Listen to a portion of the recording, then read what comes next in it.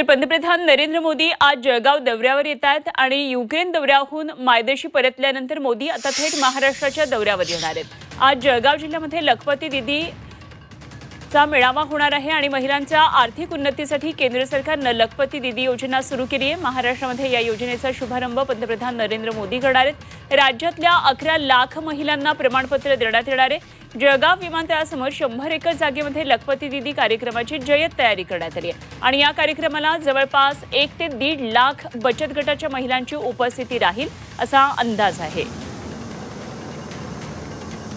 तर जळगावमध्ये तयारी सुरू आहे।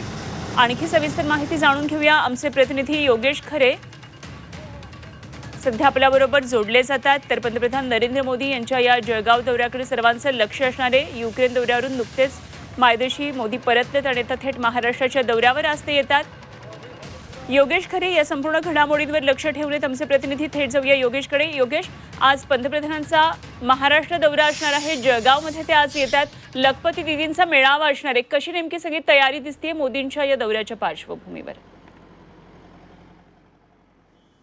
खरं तर गेल्या 24 तासापासून मोठ्या प्रमाणात पाऊस हा जळगाव जिल्ह्यामध्ये पडतोय आणि त्यामुळे जो स्टेज व्यासपीठ आहे त्या परिसरामध्ये खूप मोठ्या प्रमाणात चिखल हा झालेला आहे। एअरपोर्टच्या बाजूला संपूर्ण व्यवस्था ही करण्यात आली आहे। नाशिक शहरामध्ये त्या ठिकाणी जाण्यासाठीची जी व्यवस्था आहे ती कडेकोट सुरक्षा व्यवस्था या ठिकाणी ठेवण्यात आलेली आहे। पत्रकारांना सुद्धा या ठिकाणी जाण्यासाठी 2 ते 3 किलोमीटर पायी जावं लागतंय। लोकांनाही दूरदूरून सगळ्या वाहनं जी आहेत ती डायरेक्टली आणले जाणार आहेत। आपण बघू शकतो पूर्ण तयारी जी आहे ती परिसरामध्ये आपल्याला वेगवेगळ्या ठिकाणी झालेली दिसते आहे। वेगवेगळे बोर्ड्स रस्त्यावर लावण्यात आलेले आहेत आणि मोठा उत्साह हा विधानसभा निवडणुकीच्या पार्श्वभूमीवर आपल्याला नाशिकमध्ये पाहायला मिळतोय।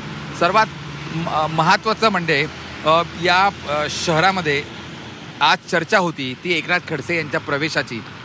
आज कदाचित पंतप्रधान नरेंद्र मोदी जर या ठिकाणी स्टेजवर आलेले आहेत तर कदाचित एकनाथ खडसे यांचा प्रवेश होतो का अशी चर्चा इथे मोठ्या प्रमाणात होती।